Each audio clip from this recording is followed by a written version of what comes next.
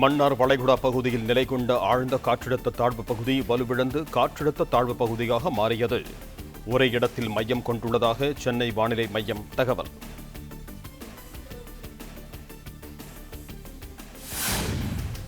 ராமநாதபுரம், தூத்துக்குடி, சிவகங்கை, விருதுநகர் மாவட்டங்களில் இடியுடன் கூடிய கனமழைக்கு வாய்ப்பு.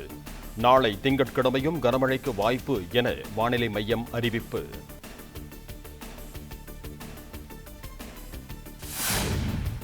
அடுத்த 24 மணி நேரத்தில் பெரும்பாலான மாவட்டங்களில் மிதமானது வரையில் மழை பெய்யக்கூடும். சென்னை பெருநகர் மற்றும் புறநகர் பகுதிகளில் சாரல் மழைக்கு வாய்ப்புண்டு என்றும் வானிலை மையம் தகவல்.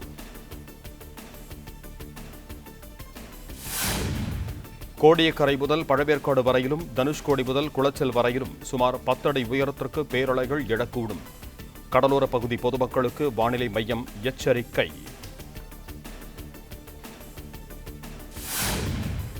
குமரிக்கடல், மன்னார் வளைகுடா பகுதிகளில் மணிக்கு 35 முதல் 45 கிலோமீட்டர் வரையிலான வேகத்தில் சூறைக்காற்று வீசக்கூடும். மீனவர்கள் மீன்பிடிக்க செல்ல வேண்டாம் என வானிலை மையம் அறிவுறுத்தல்.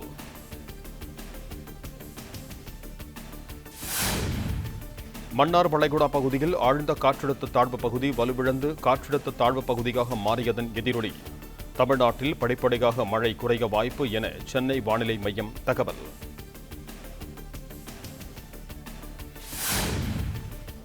சென்னையில் கனமழை வெள்ளத்தால் பாதிக்கப்பட்ட பகுதிகளில் மத்திய குழுவினர் ஆய்வு. வேளச்சேரி, பள்ளிக்கரணை, செம்மஞ்சேரி, காசிமேடு, எழும்பூர் உள்ளிட்ட பகுதிகளுக்கு சென்று ஆய்வு செய்தனர். திருவள்ளூர் மாவட்டத்தில் எண்ணூர், அத்திப்பட்டு உள்ளிட்ட இடங்களை பார்வையிட்ட மத்திய குழு செங்கல்பட்டு மாவட்டம் முடிச்சூர் உள்ளிட்ட பகுதிகளிலும் சேதங்களை மதிப்பிட்டு ஆய்வு.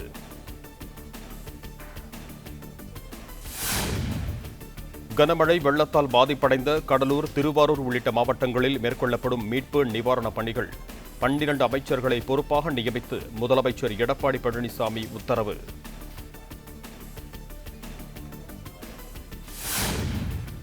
நிவர் புயல் நிவாரணமாக 3758 கோடி ரூபாய் வழங்க வேண்டும். தற்காலிக நிவாரணமாக 650 கோடி ரூபாயை விடுவிக்கவும் மத்திய குழுவிடம் தமிழக அரசு வலியுறுத்தல். திருப்பூர் மாவட்டத்தில் உள்ள அமராவதி அணை முழு கொள்ளளவை எட்டியதால் 2வது நாளாக உபரி நீர் திறப்பு.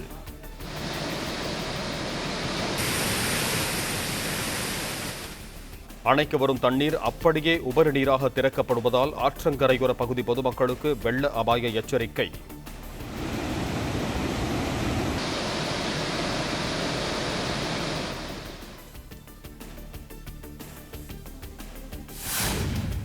உலக நாடுகள் கொரோனாவின் 2வது, 3வது அலைகளை சந்தித்துக் கொண்டிருப்பதாக சுகாதாரத்துறை அமைச்சர் விஜயபாஸ்கர் தகவல். தமிழ்நாட்டில் பாதிப்பு குறைந்தாலும் மாஸ்க் அணிவது உள்ளிட்ட தடுப்பு நடவடிக்கைகளை மேற்கொள்ள பொதுமக்களுக்கு அறிவுறுத்தல்.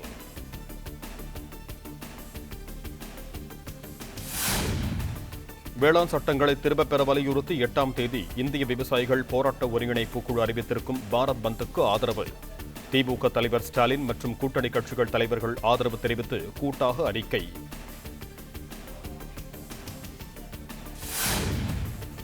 ஆன்லைன் ஃபேண்டசி விளையாட்டுகளை ஒழுங்குபடுத்தி கட்டுப்படுத்த பிரத்யேக அமைப்பு ஒன்றை ஏற்படுத்தலாம். 18 வயதுக்கு மேற்பட்டோரை மட்டுமே ஆன்லைன் விளையாட்டுகளில் பங்கேற்க அனுமதிக்கலாம் என்றும் மத்திய அரசுக்கு நித்தி ஆயோக் பரிந்துரை.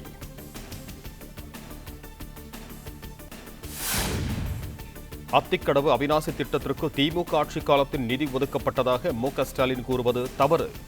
அதிமுக ஆட்சி காலத்திலேயே திட்டம் அறிவிக்கப்பட்டு நிதி ஒதுக்கீடு நடைபெற்றதாக உள்ளாட்சித்துறை அமைச்சர் எஸ்.பி. வேலுமணி விளக்கம்.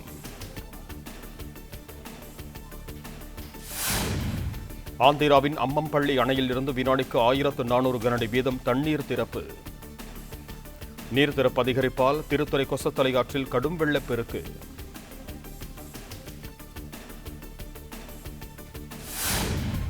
கொசஸ்தலை ஆற்றில் ஏற்பட்ட வெள்ளப்பெருக்கால் நெடியம், சமந்தபாடா உள்ளிட்ட பகுதிகளில் உள்ள 5 தரைப்பாலங்கள் மூழ்கின.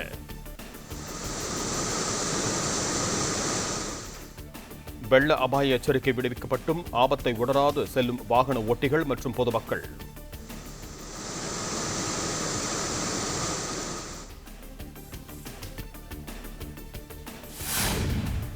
சென்னையில் 26 லட்சம் குடிசை வாழ் மக்களுக்கு 7 நாட்களுக்கு 3 வேளையும் இலவச உணவு. கனமழை வெள்ளத்தால் பாதிக்கப்பட்ட பகுதிகளில் அமைச்சர்கள் தொடங்கி வைத்தனர்.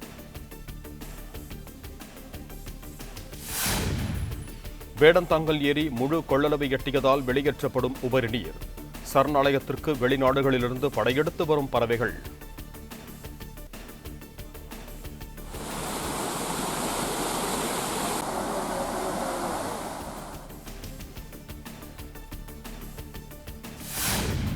செங்கல்பட்டு மாவட்டம் மதுராந்தகம் ஏரிக்கு வரும் 5000 கனஅடி நீர் அப்படியே உபரி நீராக வெளியேற்றம்.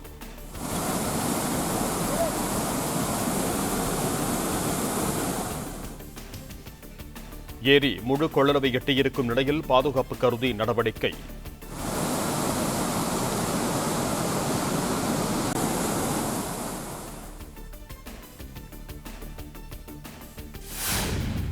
சாய ஆலைகளிலிருந்து வெளியேறும் கழிவு நீரை சுத்திகரிப்பு செய்ய பொது சுத்திகரிப்பு நிலையம் அமைக்கப்படும். மத்திய அரசின் அனுமதி கிடைத்ததும் திட்டம் முன்னெடுக்கப்படும் என மின்சாரத்துறை அமைச்சர் தங்கமணி தகவல்.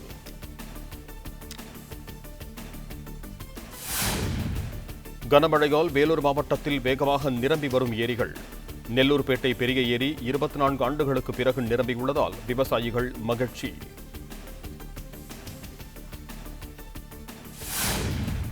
தஞ்சாவூர் மாவட்டம் பருத்திக்கோட்டை, தென்னமநாடு உள்ளிட்ட பகுதிகளில் கதிர்முற்றிய வயல்கள். அறுவடைக்கு தயாராக இருந்த நெற்பயிர்கள் தண்ணீரில் தலை சாய்ந்து கிடக்கும் சோகம்.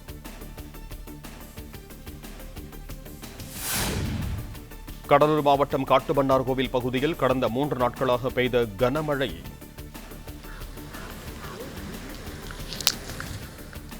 $30,000 ஏக்கர் விளைநிலங்கள் நீரில் மூழ்கியுள்ளதால் விவசாயிகள் கவலை.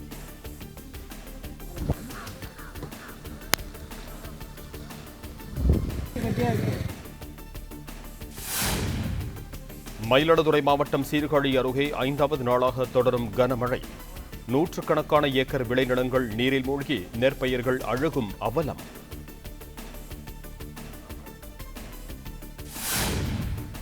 திருவாரூர், நாகை மாவட்டங்களில் வெள்ளத்தில் மூழ்கியுள்ள நெற்பயிர்களை பார்வையிட்டார் மு.க. ஸ்டாலின்.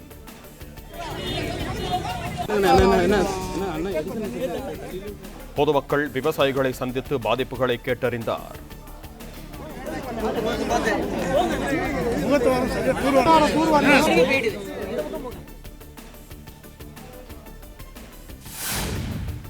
தமிழக காங்கிரஸ் கமிட்டி தலைவர் KS அழகிரிக்கு கொரோனா உறுதி. தனியார் மருத்துவமனையில் அனுமதிக்கப்பட்டு சிகிச்சை.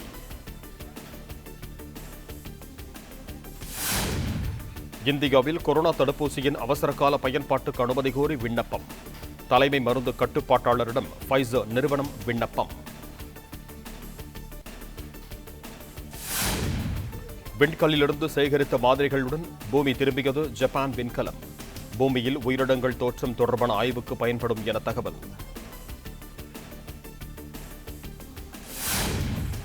பிரேசிலில் களைகட்ட தொடங்கிய கிறிஸ்துமஸ் கொண்டாட்டங்கள். பார்வையாளர்கள் கார்களில் சென்றபடியே ரசிக்கும் வகையில் கண்கவர் அலங்காரங்கள். பாபர் மசூதி இடிப்பு தினத்தையொட்டி சென்னை சென்ட்ரல், எழும்பூர் உள்ளிட்ட ரயில் நிலையங்களில் வெடிகுண்டு நிபுணர்கள் தீவிர சோதனை. பேருநகரின் பல்வேறு இடங்களிலும் மாநகர காவல்துறையினர் கண்காணிப்பு.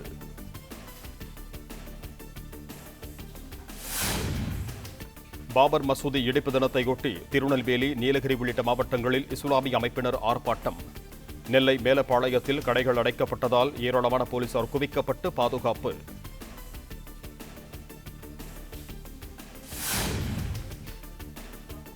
இருநாள் பயணமாக தமிழ்நாட்டிற்கு வருகை புரிந்தார் இந்தியாவுக்கு பிரான்ஸ் தூதர் இமானுவேல் லெனன். பட்டினப்பாக்கம் கடற்கரையோரம் அமைந்துள்ள மீனவ குடியிருப்புகளை படம்பிடித்த நிலையில் பொதுமக்கள் கேள்வி.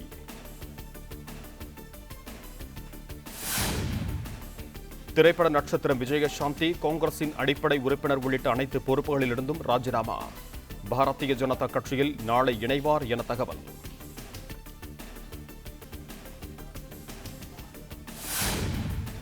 திருவள்ளூர் மாவட்டம் வேப்பம்பட்டில் சுமார் 100க்கும் மேற்பட்ட வீடுகளை 2 நாட்களாக சூழ்ந்து நிற்கும் மழை நீர். பாம்பு, தேள் உள்ளிட்ட விஷப்பூச்சுக்கள் விளம்புவதால் தண்ணீரை உடனடியாக அகற்ற பொதுமக்கள் கோரிக்கை.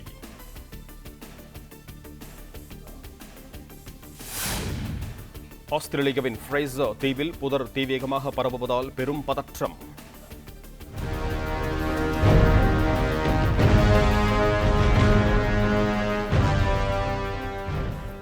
கடந்த 7 நாட்களாக கட்டுக்கடங்காமல் புதர்த்தி எரிவதால் தீவை விட்டு வெளியேறுமாறு பொதுமக்களுக்கு அறிவுறுத்தல்.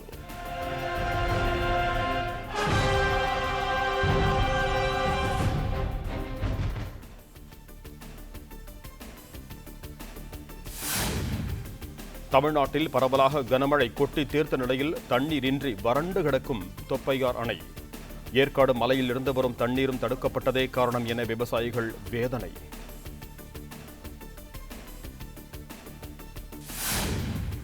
ஆந்திர மாநிலம் மேற்கு கோதாவரி மாவட்டம் ஏலூரில் பொதுமக்கள் திடீரென மயங்கி கீழே விழுவதால் பெரும் பரபரப்பு. சிறுவர்கள் பெரியவர்கள் என 200க்கும் மேற்பட்டோர் மயங்கி விழுந்ததால் அதிர்வலை.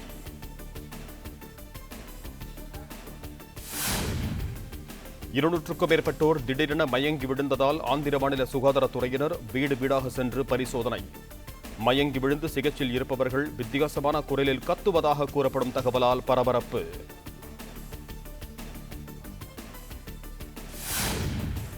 நீர்பிடிப்பு பகுதிகளில் பெய்யும் மழை காரணமாக தமிழ்நாட்டிற்கு வரும் காவிரி ஆற்றில் 6000 கனஅடியாக தொடரும் தண்ணீர் வரத்து.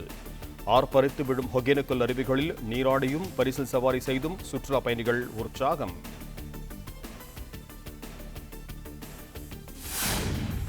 கொடைக்கானலில் தொடர் மழையால் 3 நாட்களாக மூடப்பட்டிருந்த சுற்றுலா தலங்கள் இன்று ஞாயிற்றுக்கிழமை மீண்டும் திறப்பு. பனிமூட்டத்திற்கு இடையே குணா குகை, பிரையன் பூங்கா, வெள்ளி அருவி, வட்டக்கானல் அருவிகளை வலம் வந்த சுற்றுலா பயணிகள்.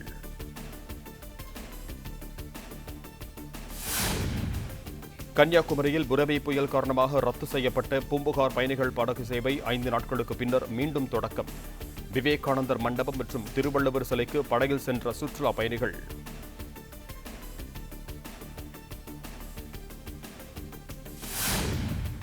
குமரியின் குற்றாலம் என்று அழைக்கப்படும் திருப்பரப்பு அருவியில் ஆர்ப்பரித்து விழும் தண்ணீர்.